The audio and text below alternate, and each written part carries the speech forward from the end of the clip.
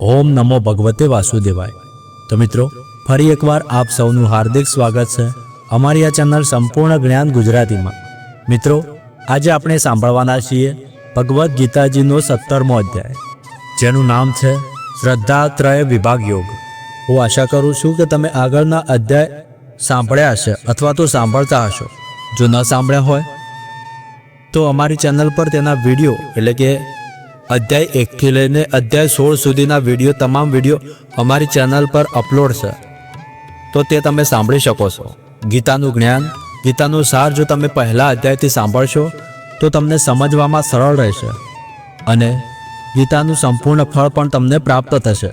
તેથી અધ્યાય 1 થી લઈને અધ્યાય 18 સુધીનું શ્રવણ તમે જરૂર કરજો અને દર એકાદશીના દિવસે પણ આપણે ભગવદ્ ગીતાના પાઠનું શ્રવણ કરીએ છીએ। તેથી અમારી ચેનલને સબસ્ક્રાઇબ કરી લેજો, જેથી તમને દર એકાદશીએ ભગવદ્ ગીતાના પાઠનું શ્રવણ કરી શકો। મિત્રો ઘણા લોકો વિડીયો જુએ છે પણ વિડીયોને લાઇક નથી કરતા, તો હું રિક્વેસ્ટ કરું છું કે અમારા વિડીયોને દરેક વિડીયોને તમે એક લાઇક અવશ્ય કરો અને કોમેન્ટમાં જય શ્રી કૃષ્ણ લખો, જેથી ભગવાન શ્રી કૃષ્ણના આશીર્વાદ તમને પ્રાપ્ત થઈ જાય અને અમને આગળ વિડીયો બનાવવાનું મોટિવેશન પણ મળે છે। તેથી આ વિડીયોને એક લાઇક કરી લેજો અને કોમેન્ટમાં જય શ્રી કૃષ્ણ લખી લેજો। તો ચાલો આજના અધ્યાય 17નું આપણે શ્રવણ કરીએ। મિત્રો 14મા અધ્યાયમાં શ્રી કૃષ્ણએ માયિક પ્રકૃતિના 3 ગુણો અને તેઓ કેવી રીતે મનુષ્ય પર પોતાનો પ્રભાવ દેખાવે છે તે અંગે સમજાવ્યું હતું। આ 17મા અધ્યાયમાં તેઓ ગુણોના પ્રભાવ અંગે વિસ્તૃત ચર્ચા કરે છે। સર્વપ્રથમ તેઓ શ્રદ્ધાના વિષય પર ચર્ચા કરે છે અને કહે છે કે કોઈ પણ વ્યક્તિ શ્રદ્ધાથી રહિત હોઈ શકે નહીં, કારણ કે તે મનુષ્યની પ્રકૃતિનું અવિભાજ્ય અંગ છે। પરંતુ તેમની મનોવૃત્તિને આધારે લોકોની શ્રદ્ધા તંદરૂપ રંગ ધરાવે છે। સાત્વિક, રાજસિક અને તામસિક તેમની શ્રદ્ધાની પ્રકૃતિ તેમના જીવનની ગુણવત્તા નિર્ણિત કરે છે। લોકો આહાર પ્રત્યે પણ તેમની પ્રકૃતિ અનુસાર રુચિ ધરાવે છે। શ્રી કૃષ્ણ આહારને 3 વિભાગોમાં વર્ગીકૃત કરે છે અને તે પ્રત્યેકનો આપણા પર પડતા પ્રભાવ અંગે ચર્ચા કરે છે। પશ્ચાત તેઓ યજ્ઞના વિષય તરફ અગ્રેસર થાય છે તથા માયિક પ્રકૃતિના 3 ગુણો અનુસાર કેવી રીતે યજ્ઞ સ્વરૂપ ધારણ કરે છે તે જણાવે છે। આગળ આ અધ્યાય તપના વિષય તરફ અગ્રેસર થાય છે અને તન, મન તથા વાણીના તપ અંગે સ્પષ્ટતા કરે છે। આ પ્રત્યેક પ્રકારના તપ સાત્વિક, રાજસિક અને તામસિક ગુણોથી પ્રભાવિત થઈને ભિન્ન ભિન્ન સ્વરૂપ ધારણ કરે છે।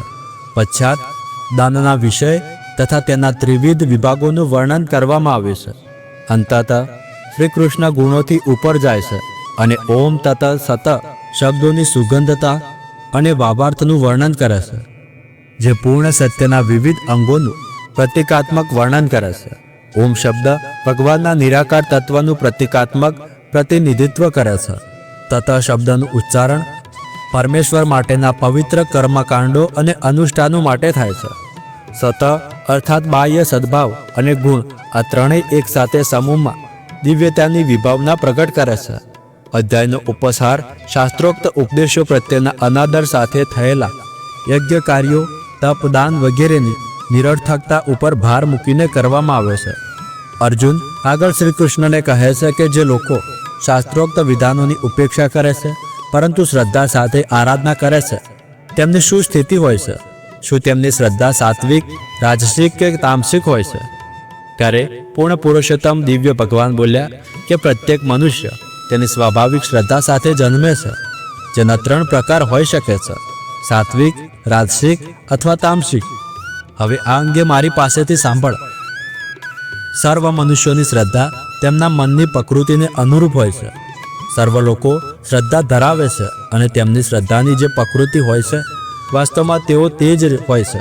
સત્વગુણી લોકો સ્વર્ગીય દેવોને પૂજે છે, રજોગુણી લોકો યક્ષો અને રાક્ષસોને પૂજે છે, તમોગુણી લોકો ભૂત અને પ્રેતોને પૂજે છે। કેટલાક લોકો કઠોર તપસ્યા કરે છે, જે શાસ્ત્રોમાં નિર્દેશિત નથી, પરંતુ દંભ અને અહંકારથી પ્રેરિત હોય છે। કામના અને આ શક્તિથી પ્રેરિત થઈને તેઓ કેવળ તેમના શરીરના તત્વોને જ નહીં, પરંતુ મનને તેમાં નિવાસ કરતા પરમાત્માને પણ યાતના આપે છે। આવા બુદ્ધિહીન લોકોને આસુરી સંકલ્પવાળા જાણ લોકો તેમની પ્રકૃતિ અનુસાર આહારની પસંદગી કરે છે। આ જ સત્ય તેમની યજ્ઞ, તપસ્યા અને દાન પ્રત્યેની રુચિ માટે પણ લાગુ પડે છે. હવે તેમાં રહેલા ભેદ અંગે મારી પાસેથી સાંભળ. સત્વગુણી લોકો એવો આહાર પસંદ કરે છે કે જે આયુષ્યની વૃદ્ધિ કરે અને સદ્ગુણ, શક્તિ, આરોગ્ય, આનંદ તથા સંતુષ્ટિમાં પણ વૃદ્ધિ કરે છે. આવો આહાર રસદાયક, સ્નિગ્ધ, પૌષ્ટિક અને પ્રાકૃતિક રીતે સ્વાદિષ્ટ હોય છે. જે આહાર અતિ કડવો, અતિ ખાટો, ખારો, અતિ ગરમ, તીવ્ર, શુષ્ક અને તીખો હોય છે તે રજોગુણી લોકોને અતિ પ્રિય હોય છે. આવો આહાર કષ્ટ, શોક અને રોગ ઉત્પન્ન કરે છે. અતિ રાંધેલું, ફીકું, વાસી, સડેલું, પ્રદૂષિત અને અશુદ્ધ આહાર તમોગુણી લોકોને પ્રિય હોય છે. જે યજ્ઞ શાસ્ત્રોક્ત વિધિ અનુસાર ફળની અપેક્ષા વિના મનના દ્રઢ નિશ્ચય સાથે કર્તવ્ય સમજીને કરવામાં આવ્યો હોય તે સત્વગુણી પ્રકૃતિનો યજ્ઞ છે. એ ભરત શ્રેષ્ઠ, જે યજ્ઞ સાંસારિક લાભાર્થે અથવા તો આડંબરના ઉદ્દેશથી કરવામાં આવે છે તેને રજોગુણી યજ્ઞ જાણ. જે યજ્ઞ શ્રદ્ધા રહિત હોય અને શાસ્ત્રોક્ત આજ્ઞાઓથી વિપરીત હોય, જેમાં પ્રસાદનું વિતરણ ન થયું હોય, વૈદિક મંત્રોના નાદઘોષ ન થયા હોય તથા દાન દક્ષિણા અર્પણ ન થયા હોય તેને તમોગુણી યજ્ઞ ગણવામાં આવે છે. પરમેશ્વર, બ્રાહ્મણો, ગુરુ, વિદ્વાન અને વડીલોની પૂજા જ્યારે શુદ્ધતા, સરળતા, બ્રહ્મચર્ય અને અહિંસા સાથે કરવામાં આવે છે ત્યારે તેને શારીરિક તપસ્યા કહેવામાં આવે છે. જે વચનો ઉદ્વેગનું કારણ બનતા નથી, સત્ય, નિરુપદ્રવી તથા હિતકારી છે, તેમજ વૈદિક શાસ્ત્રોનો નિત્ય પાઠ કરે છે તેને વાણીથી તપસ્યા કહેવામાં આવે છે.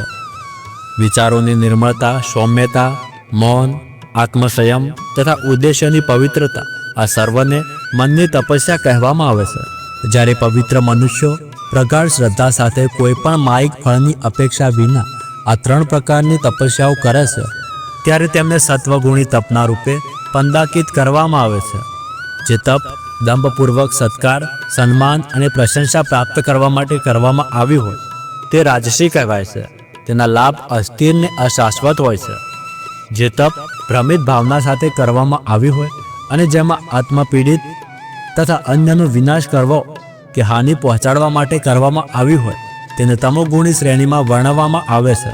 જે દાન સુપાત્ર વ્યક્તિને કર્તવ્ય સમજીને કોઈ પણ પ્રતિફળની અપેક્ષા વિના ઉચિત સમયે ઉચિત સ્થાને આપવામાં આવે છે તેને સાત્વિક દાન માનવામાં આવે છે. પરંતુ અનિચ્છાએ પ્રત્યુપકારની આકાંક્ષા સાથે અથવા તો ફળની અપેક્ષા સાથે કરવામાં આવેલા દાનને રજોગુણી માનવામાં આવે છે. અને જે દાન અપવિત્ર સ્થાને અને અનુચિત સમયે કુપાત્ર મનુષ્યોને આદરભાવ રહિત અથવા તિરસ્કાર સાથે આપવામાં આવે છે તેને અવિદ્યા પ્રકૃતિનું દાન કહેવામાં આવે છે. સૃષ્ટિના પ્રારંભથી ઓમ તત સતને પરમ પૂર્ણ સત્યના પ્રતિકાત્મક પ્રતિનિધિઓ ગણવામાં આવ્યા છે. તેમાંથી બ્રાહ્મણો, શાસ્ત્રો અને યજ્ઞો ઉત્પન્ન થયા છે. તેથી વૈદિક આજ્ઞાઓ અનુસાર વેદોના પ્રવક્તાઓ યજ્ઞ ક્રિયાઓ, દાન પ્રદાન અથવા તો તપસ્યાનો શુભારંભ ઓમ શબ્દના ઉચ્ચારણ સાથે કરે છે. જે મનુષ્ય કર્મફળની ઈચ્છા ધરાવતા નથી પરંતુ માયિક જટિલતામાંથી મુક્તિ પ્રાપ્ત કરવા ઈચ્છે છે તેઓ તપ, યજ્ઞ અને દાનની ક્રિયાઓ તત શબ્દના ઉચ્ચારણ સાથે કરે છે. સત શબ્દનો અર્થ છે શાશ્વત અસ્તિત્વ અને સત્વગુણ. હે અર્જુન, તેનો ઉપયોગ માંગલિક કાર્યનું વર્ણન કરવા માટે પણ થાય છે. યજ્ઞ, તપ અને દાન કરવામાં પ્રસ્થાપિત થવાને પણ સત શબ્દ દ્વારા વર્ણવવામાં આવે છે. અને તેથી આવા ઉદ્દેશ્યપૂર્ણ કોઈપણ કાર્યને સત નામ આપવામાં આવે છે. હે પૃથાપુત્ર, યજ્ઞ કે તપનો કોઈપણ કાર્ય શ્રદ્ધા વિના કરવામાં આવ્યો હોય તેને અસત કહેવામાં આવે છે. તેઓ આલોક તથા પરલોક બંને માટે બિન ઉપયોગી છે. તો મિત્રો, આપણો અધ્યાય અહીંયા પૂરો થાય છે. આશા છે કે તમને અધ્યાય પસંદ આવ્યો છે અને તમે આટલા સુધી સાંભળ્યો હશે. મિત્રો, આપણો હવે લાસ્ટ અધ્યાય બાકી છે, અધ્યાય 18મો, જે આપણે કાલે શ્રવણ કરીશું. તેથી અમારી ચેનલને સબસ્ક્રાઈબ કરી લેજો અને આ વિડીયોને એક લાઈક, કોમેન્ટમાં જય શ્રી કૃષ્ણ લખી લેજો. મળીએ આગળના વિડીયોમાં. ત્યાર સુધી ધન્યવાદ. જય શ્રી કૃષ્ણ.